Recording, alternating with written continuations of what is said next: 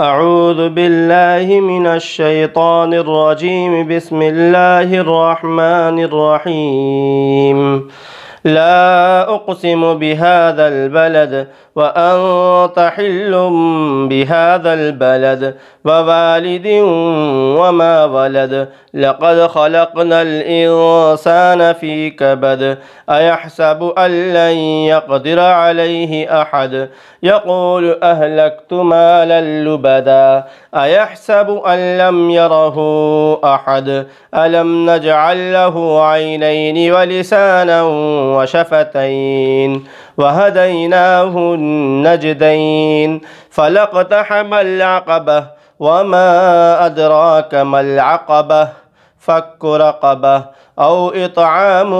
في يوم ذي مسغبة يتيما ذا مقربة أو مسكينا ذا متربة ثم كان من الذين آمنوا وتواصوا بالصبر وتواصوا بالمرحمة أولئك أصحاب الميمنة والذين كفروا بآياتنا هم أصحاب المشأمة عليهم نار مؤصدة صدق اللہ العظیم۔ یہ سورہ بلد ہے۔ اللہ تعالیٰ نے اس سورت کی پہلی آیت میں ہی لفظ بلد کا استعمال کیا ہے، اسی مناسبت سے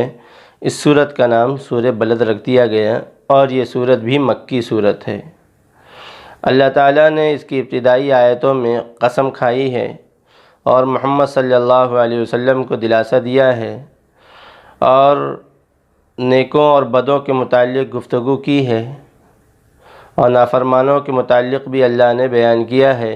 اور فرما برداروں کے متعلق بھی اس صورت کے اندر بڑی جامع بات کی ہے۔ اللہ تعالیٰ کہہ رہے ہیں میں اس شہر کی قسم کھاتا ہوں، اور آپ کے لیے شہر میں حلال کر دیا جائے گا، اور قسم ہے والد اور اولاد کی۔ یقیناً ہم نے انسان کو مشقت میں پیدا کیا ہے۔ کیا یہ گمان کرتے ہیں کہ ان کے اوپر کسی کا بس نہیں ہے؟ کہتے پھرتے ہیں کہ ہم نے بہت مال خرچ کر ڈالا ہے۔ کیا سمجھتا ہے کہ کسی نے اسے دیکھا ہی نہیں؟ کیا ہم نے ان کو 2 آنکھیں اور زبان اور 2 ہونٹ نہیں دیے، اور ہم نے دکھائے ان کو دونوں راستے؟ سو اس سے نہ ہو سکا کہ گھاٹی میں داخل ہوتا، اور کیا سمجھے کہ گھاٹی کیا ہے؟ کسی غلام کو آزاد کرنا یا بھوک والے دن کھانا کھلانا کسی رشتہ دار و یتیم کو یا خاکسار مسکین کو۔ پھر ان لوگوں میں سے ہو جاتا جو ایمان لاتے اور ایک دوسرے کو صبر کی اور رحم کرنے کی وصیت کرتے ہیں۔ یہی لوگ ہیں دائیں بازو والے، اور جن لوگوں نے ہماری آیتوں کے ساتھ کفر کیا یہ کم بختی والے ہیں۔ انہی پر آگ ہوگی جو چاروں طرف سے گھیری ہوئی ہوگی۔ اللہ تعالیٰ اس صورت کے اندر بہت جامع انداز میں گفتگو فرما رہے ہیں۔ علماء نے اس صورت کے شان نزول میں لکھا ہے کہ مکہ میں ایک پہلوان تھا جس کا نام تھا اسید ابن کلدہ، جو بڑا طاقتور تھا اور جسے اپنی طاقت پہ بڑا گمان بھی تھا۔ اللہ تعالیٰ نے اسے طاقت بھی بڑی غضب اور نرالی دے رکھی تھی، صاحب مال بھی تھا، صاحب استطاعت بھی تھا۔ اللہ تعالیٰ نے طاقت ایسی دے رکھی تھی کہ وہ اپنے پیر کے نیچے چمڑا رکھتا ہے، جانور کا چمڑا، اور لوگوں کو کہتا کہ اسے کھینچو۔ لوگ اس چمڑے کو کھینچتے تو چمڑا پھٹ جاتا، لیکن اس کے پیر کے نیچے سے نہیں نکلتا۔ اللہ تعالیٰ نے اسے اتنی طاقت دی تھی اور وہی محمد صلی اللہ علیہ وسلم کو کہتا کہ اے محمد تم ہمیں کیا ڈراتے ہو جہنم کے فرشتوں سے؟ وہ جہنم کے فرشتوں اور وہاں کے عذاب کا میرے اوپر کچھ چلنے ولنے والا نہیں ہے، میں بڑا طاقتور آدمی ہوں اور میں ان لوگوں کو نپٹ لوں گا۔ اور کہتا تھا کیا جنت کی طرف ہم لوگوں کو لالچ دلاتے ہو کہ وہاں کی یہ نعمتیں ہوگی، وہ نعمتیں ہوگی؟ میرے پاس دنیا میں اتنی نعمت ہے، جتنا میں نے خرچ کر دیا ہے اتنا تو جنت میں بھی نہیں ہوگی۔ میں نے شادیوں میں اتنا مال خرچ کر دیا اور یہ نعمتیں میرے پاس میسر ہیں، تو یہ جنت میں یہ سب کچھ نہیں ہوگا، اور سب تو ہم نے دنیا میں کر لیا ہے، تو ہمیں جنت کا لالچ وغیرہ کیا دلاتے ہو اور کیا مجھ کو اس طرف بلاتے ہو؟ انہی ساری باتوں پر اللہ تعالیٰ نے یہ صورت کو نازل کیا اور کہا کہ قسم ہے اس شہر کی کہ اے میرے حبیب یہ شہر تو پہلے سے بعظمت ہے ہی، لیکن آپ کا قیام یہاں پہ رہنے کی وجہ سے اور آپ کی ولادت باسعادت اس ملک اس شہر میں ہونے کی وجہ سے اس کی عظمت دوبالا ہو گئی ہے۔ آگے اللہ دلاسا یہ دے رہے ہیں کہ اے میرے حبیب آپ کو مکہ والے پریشان کر رہے ہیں، ستا رہے ہیں، مذاق اڑاتے ہیں، تو آپ کے لیے اس مکہ میں حلال کر دیا جائے گا۔ جو مکہ جہاں کے جو حرم کے اندر اللہ تعالیٰ نے جو چیزیں ممنوع قرار دی تھیں اور ممنوع ہیں، جیسے خون کا بہانا، شکار کا کرنا، اس طرف اشارہ اللہ کر رہے ہیں کہ اے میرے حبیب ہم آپ کے لیے وہ حلال کر دیں گے۔ اور اللہ تعالیٰ نے سن 8 ہجری میں اس کا اظہار کیا کہ محمد رسول اللہ صلی اللہ علیہ وسلم اور سارے صحابہ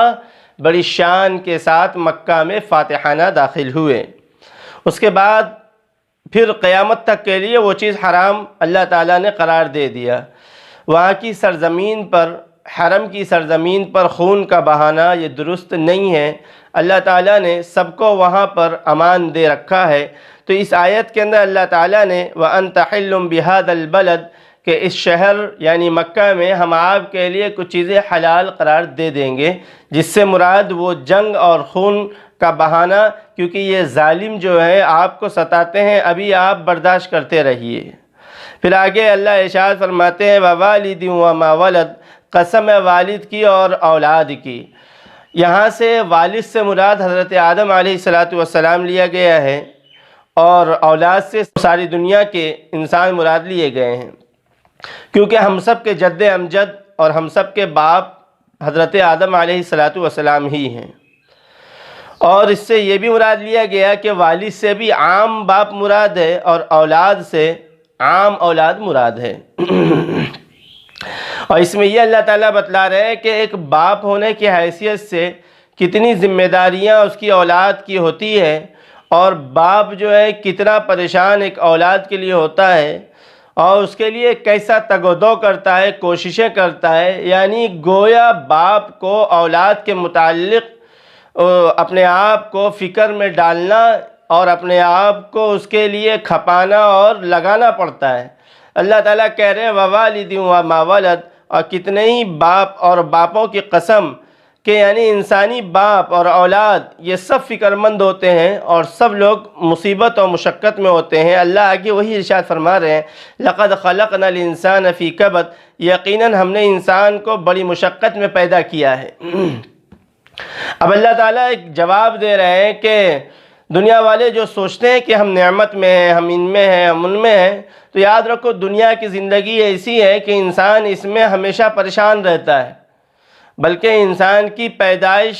سے پہلے پریشانی شروع ہو جاتی ہے، لیکن آخرت کی جو زندگی ہوگی وہاں پر جنتیوں کے لیے کوئی پریشانی نہیں ہوگی۔ دنیا کی زندگی جو ہے اس میں پریشانی انسان کو لاحق ہوتی ہے، کبھی انسان کو بیماری آتی ہے تو کبھی اس کو کوئی غم کی خبر سننے میں آتی ہے، کبھی اسے جوانی کو پیسہ کمانے میں لگانا پڑتا ہے تو بڑھاپے میں پیسہ بچانے میں لگانا پڑتا ہے۔ اگر اولاد ہو جائے تو اولاد کی تربیت کی فکر رہتی ہے، اس کے لیے آدمی پریشان رہتا ہے، تو کبھی کچھ یعنی انسان کے ساتھ کچھ نہ کچھ لگا رہتا ہے۔ لَقَدْ خَلَقْنَا الْإِنسَانَ فِي كَبَدٍ، اور انسان ہمیشہ اپنے آپ کو کھپاتا رہتا ہے اور اپنے آپ کو اس غم کی چکی میں پیستا رہتا ہے، پریشانی میں پیستا رہتا ہے۔ اس میں ایک اشارہ یہ بھی ہے کہ جب انسان کو پریشان ہونا یقینی ہے اور پریشان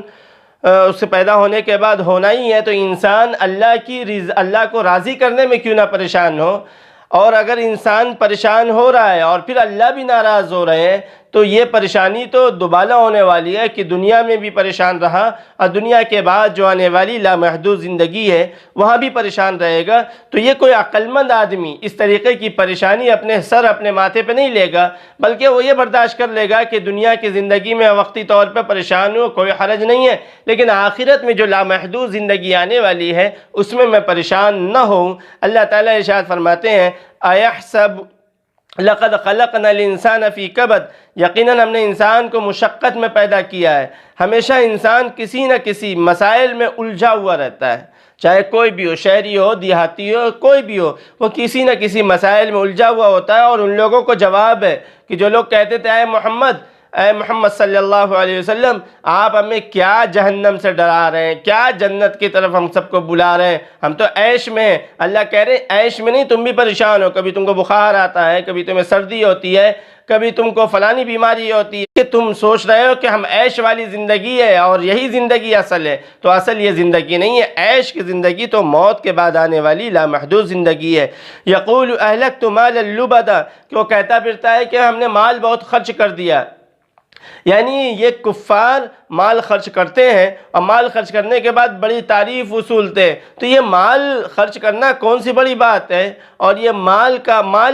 کو لگانا اور لگانے کے بعد احسان کا جتلانا، اللہ تعالیٰ اس کے اندر ان کی برائی بیان کر رہے ہیں کہ یہ اچھی چیز نہیں ہے کہ مال کو خرچ کر رہے ہیں اور ناجائز جگہ پہ خرچ کر رہے ہیں، کوئی جائز بھی نہیں ہے، ناجائز جگہ پہ شادیوں میں اسراف کر رہے ہیں اور لوگوں کو نقصان پہنچانے میں لگایا جا رہا ہے، سازشوں میں لگایا جا رہا ہے اور ان چیزوں میں مال کو لگایا۔ یقول اہلکت مالا لبدا، کہ میں تو بہت مال خرچ کر ڈالا۔ تو مال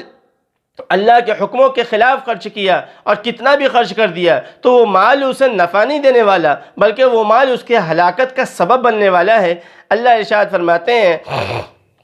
جو سمجھتے ہیں کہ ان کے اوپر کوئی نگہبان نہیں ہے، ایسی بات نہیں ہے، بلکہ اللہ تعالیٰ ان کے اوپر نگہبان ہے۔ اور پچھلی صورتوں میں اللہ تعالیٰ نے اس کی وضاحت کی ہے کہ ہم نے انسان کے اوپر کرامن کاتبین کہ لکھنے والے کو ہم نے طے کر رکھا ہے، جو اس کے سارے اعمال کو ہر وقت، ہر سیکنڈ، ہر گھڑی، ہر لحظہ، ہر لمحے کی وہ قید کرتے رہتا ہے۔ تو خدا کے جو نافرمان ہوتے ہیں وہ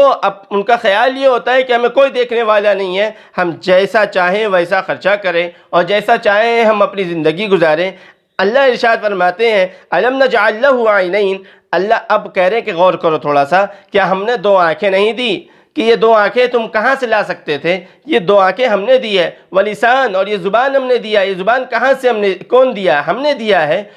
وشفتین، اور ہونٹ ہم نے دیے ہیں کہ آنکھوں سے اللہ تعالیٰ کی قدرت کو دیکھو، کہ جو آنکھ جو دیے ہیں اس سے اللہ کی قدرت کو دیکھو، اور اگر دیکھنے کے بعد بھی سمجھ نہ آئے تو زبان سے کسی سے پوچھو کہ اللہ تعالیٰ نے کیا حکم دیا ہے، قرآن میں اللہ نے کیا بتلایا ہے، محمد رسول اللہ صلی اللہ علیہ وسلم کی تعلیمات کیا ہے۔ اللہ تعالیٰ بیان کر رہے ہیں الم نجعل لہ عینین، کیا ہم نے ان کو دو آنکھیں نہیں بنائی، نہیں دیں؟ اب یہ اللہ تعالیٰ کہہ رہے ہیں کہ تم اتنی جو لمبی لمبی ڈینگیں ہانک رہے ہو کہ ہم ایسے طاقتور ہیں اور ایسے ہیں ویسے ہیں، تو یہ اللہ تعالیٰ نے تمہارے جسم کا چھوٹا سا حصہ، یہ آنکھ کون دیا ہے؟ یہ اللہ نے دیا ہے۔ تو یہ طاقت بھی کس نے دی ہے؟ یہ طاقت بھی اللہ نے دی ہے۔ یہ دولت جو تمہارے پاس ہے، یہ دولت کس نے دی ہے؟ یہ دولت بھی اللہ نے دی ہے۔ تو اتنی لمبی لمبی ڈھینگیں مارنے کی کیا ضرورت ہے؟ وہ اللہ تعالیٰ آنکھ اگر دینے کے بعد چاہے تو روشنی چھین لے کہ آنکھوں کی پتلیاں نظر آ رہی ہے اور روشنی غائب ہے۔ اللہ تعالیٰ نے زبان دیا ہے اور بول رہا ہے۔ اللہ تعالیٰ کہہ رہے ہیں کہ اتنا طاقت پہ غرور کرنے والوں، گھمنڈ کرنے والوں، ہم نے تمہارے جبڑوں میں زبان کو رکھا ہے۔ یہ زبان کس نے دیا؟ یہ زبان ہم نے دیا ہے، اور یہ زبان اگر تم غلط استعمال کرتے ہو تو تم اپنا نقصان کرنے والے ہو۔ اور ہاں، اگر اللہ تعالیٰ اس زبان پر لکوہ دے دیں یا اس زبان کو روک دیں، تو زبان موجود ہے لیکن اس سے الفاظ نہیں جھڑ رہے ہیں، اس سے الفاظ نہیں نکل رہے ہیں، تو اے انسان تجھے کس بات کا گھمنڈ اور غرور ہے؟ وَلِسَانًا وَشَفَتَيْن، اللہ تعالیٰ اس کے اندر زبردست انداز سے جھنجھوڑ رہے ہیں۔ وَهَدَيْنَاهُ النَّجْدَيْن، پھر آگے اللہ کہتے ہیں کہ ہم نے دونوں راستے بتلا دیے ہیں، بھلائی والا بھی راستہ اور شر والا بھی راستہ، بدی والا بھی راستہ اور خیر کا بھی راستہ، یہ دونوں راستے، خیر اور شر، یہ دونوں راستے بتلا دیے ہیں کہ اطاعت رسول کرو گے، محمد رسول اللہ کی تعلیمات کو اپناؤ گے تو نجات اور کامیابی، اور دوسرا راستہ اپناؤ گے، شیطان کو دوست بناؤ گے تو نقصان اٹھاؤ گے۔ آگے اللہ کہہ رہے ہیں فَلَقْتَحَمَ الْعَقَبَةَ وَمَا أَدْرَاكَ مَا الْعَقَبَةُ۔ اب یہاں پہ گھاٹی کا جو تذکرہ ہے علماء نے بیان کیا ہے، یعنی یہ کہ ان لوگوں نے دنیا کی عیش و عشرت کے ماحول کو قبول کیا، اور اسلام میں داخل ہونے کے بعد جو پابندیاں لگتی ہیں کہ حلال کھانا ہے، حرام نہیں کھانا ہے، بد نظری سے بچنا ہے اور نظر کو آوارہ نہیں گھمانا ہے، یہ جو شرائط اسلام نے لگائے ہیں اور قید اللہ تعالیٰ نے جو لگایا ہے، ان قید سے آزاد رہنے کے لیے اور اپنے آپ کو بچانے کے لیے جن لوگوں نے اسلام کو قبول نہیں کیا اور اسلام کی گھاٹی میں نہیں آئے اور اسلام کی گھاٹی کو بڑا دشوار گزار سمجھا اور دنیا کی زندگی کو محمود اور دنیا کی زندگی کو محبوب سمجھا، اللہ کہہ رہے ہیں کہ یہ گھاٹی جو ہے، یہ گھاٹی میں یہ لوگ داخل نہیں ہوئے اس ڈر سے کہ مشقتیں آئے گی، اور اللہ تعالیٰ یہ بھی بتلا رہے ہیں اس آیت کے اندر کہ اس گھاٹی میں چلنے کی وجہ سے، یعنی اسلام میں داخل ہونے کی وجہ سے بسا اوقات تکلیفات بھی آئیں گی، تو صاحب ایمان جو ہوگا تکلیفات اگر آ جائیں تو اس پر صبر کرے گا، اور اگر تکلیفات نہ آئیں تو شکر ادا کرے گا۔ اللہ تعالیٰ اس آیت کے اندر وہی بیان فرما رہے ہیں وَمَا أَدْرَاكَ مَا الْعَقَبَةُ، کہ آپ کیا جانیں کہ گھاٹی کیا ہے۔ وَمَا أَدْرَاكَ مَا الْعَقَبَةُ، آپ نے کیا سمجھا کہ گھاٹی کیا ہے؟ اس کے اندر اللہ تعالیٰ نے وہ ساری باتیں بیان کی ہیں کہ اس اسلام میں داخل ہونے کے بعد ہو سکتا ہے کہ حالات آئیں، پریشان بھی کیے جائیں، لیکن ان پریشانی کو بآسانی قبول کرنا یہ صاحب ایمان کی پہچان ہے، اور اللہ تعالیٰ کے فیصلے پر راضی رہنا یہ ایمان والے کی پہچان ہے کہ حالات کیسے بھی آ جائیں لیکن اپنے ایمان کا سودا نہیں کرنا ہے۔ آج دنیا کے اندر یہ ہو رہا ہے کہ تھوڑے سے حالات آ گئے تو اپنا ایمان بیچ دیا، اللہ کے احکامات کو توڑ دیا، رسول اکرم صلی اللہ علیہ وسلم کی شریعت کو چھوڑ دیا۔ اگر کوئی آدمی دنیا کی حالات کی وجہ سے یا وقتی نفع کی وجہ سے اپنے ایمان کا سودا کرتا ہے تو وہ اپنی دنیا بھی تباہ کرتا ہے اور آخرت بھی تباہ کرتا ہے۔ پھر آگے اللہ تعالیٰ ارشاد فرماتے ہیں او اطعام فی یوم ذی مسغبہ، اب بھوکے کو کھانا کھلانے کے بارے میں اللہ تعالیٰ ارشاد فرما رہے ہیں کہ بھوکے کو کھانا کھلانا، اور اسی طریقے سے یتیموں اور جو قریب کے لوگ ہیں ان کو ایسے موقع پر کھانا کھلانا کہ جس موقع پر کہ قحط سالی آ گئی ہو، یعنی یہ ایک بڑی عبادت ہے، اور اس عبادت کے کرنے کا حکم اللہ تعالیٰ دے رہے ہیں کہ جہاں پر اس کی مخلوق بھوکی ہو تو صاحب مال کو، صاحب حیثیت کو یہ چاہیے کہ ان غریبوں، ان بے کسوں اور ان مسکینوں کا تعاون اپنے مال سے کریں۔ اگر ضرورت وہاں پر پڑے تو اپنے مال کو خرچ کرے، اگر ضرورت وہاں پہ پڑے تو اپنے وقت کو وہاں پہ خرچ کرے، اگر ضرورت پڑے تو ان کے ساتھ ہاسپٹل جائیں، اگر ضرورت پڑے تو ان کے ساتھ ان کی جو بھی دشواریاں ہیں اس کو حل کرنے کے لیے آگے بڑھیں۔ اللہ تعالیٰ ارشاد فرما رہے ہیں اس سے پہلے فک رقبہ، غلام کے آزاد کرانے کے بارے میں کہ کسی گردن کو آزاد کرانا۔ اب کسی گردن کو جو آزاد کرانا ہے، علماء نے اس کے کئی معنی اور اس کی کئی تشریحات کی ہیں۔ علماء نے یہ بھی بیان کیا کہ اس سے مراد کہ ایسا غلام اور ایسا قیدی کہ جو کسی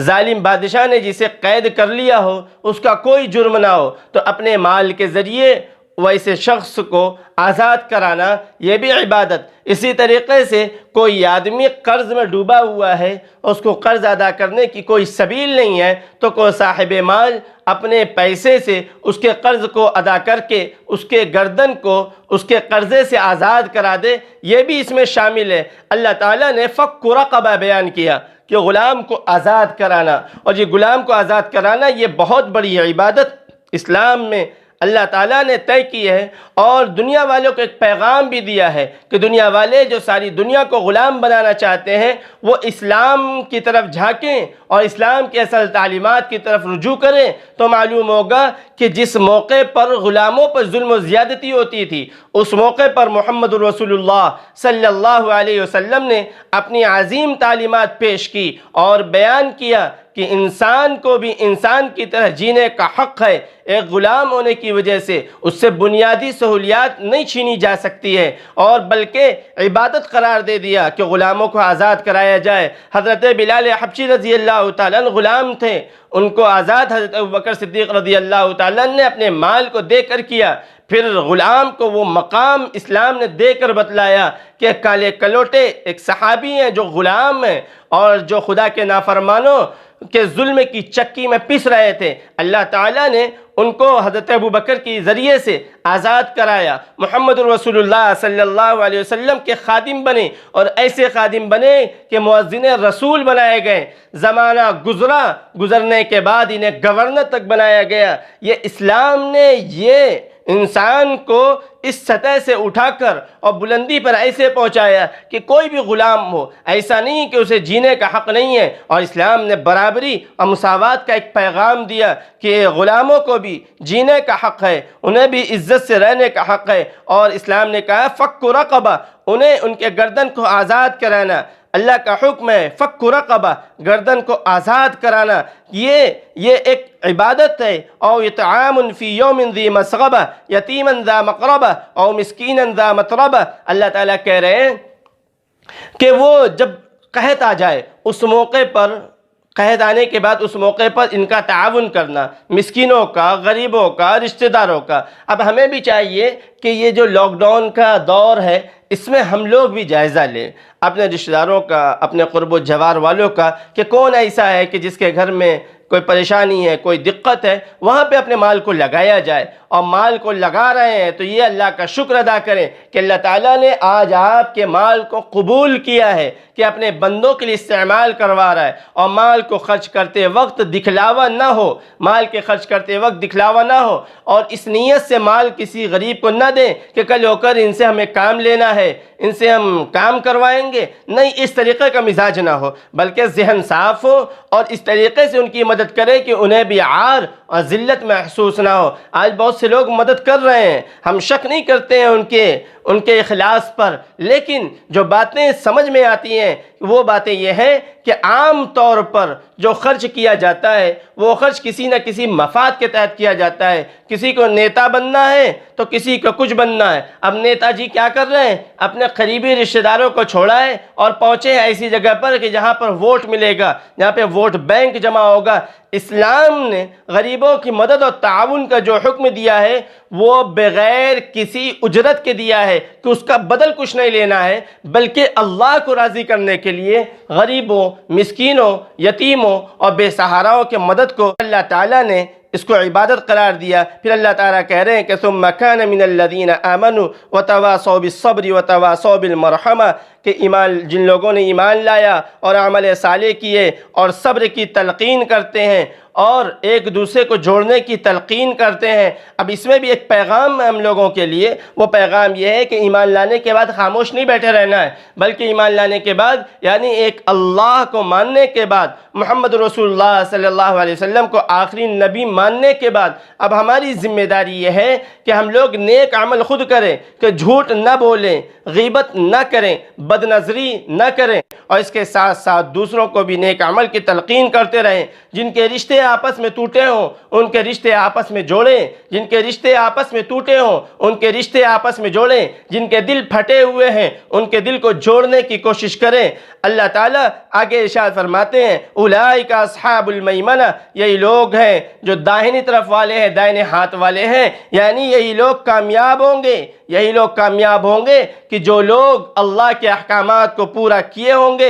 اولئک اصحاب المیمنہ، یہی لوگ دائیں ہاتھ والے، دائیں بازو والے ہیں، یہ لوگ خوش ہوں گے کیونکہ دنیا میں انہوں نے اللہ کو راضی کرنے والے اعمال کیے ہیں۔ آگے اللہ ارشاد فرماتے ہیں والذین کفروا بآیاتنا هم اصحاب المشأمہ علیہم نار مؤصدہ، اور جن لوگوں نے کفر کیا، انکار کیا اللہ تعالیٰ کی نشانیوں کا، وہی لوگ تباہ ہونے والے، بدبختی اختیار کرنے والے، اور وہی لوگ جہنم میں ڈھکیلے جائیں گے جن کو کہ جہنم چاروں طرف سے گھیرے ہوئی ہوگی۔ اللہ تعالیٰ ہم سب کو جہنم سے محفوظ رکھے، اللہ تعالیٰ ہم سب سے راضی ہو جائے، قرآن پر عمل کرنے کی توفیق عطا فرمائے، قرآن کی تعلیمات پورے عالم میں عام کرنے والا بنائے۔ اللہ تعالیٰ ہر شخص کو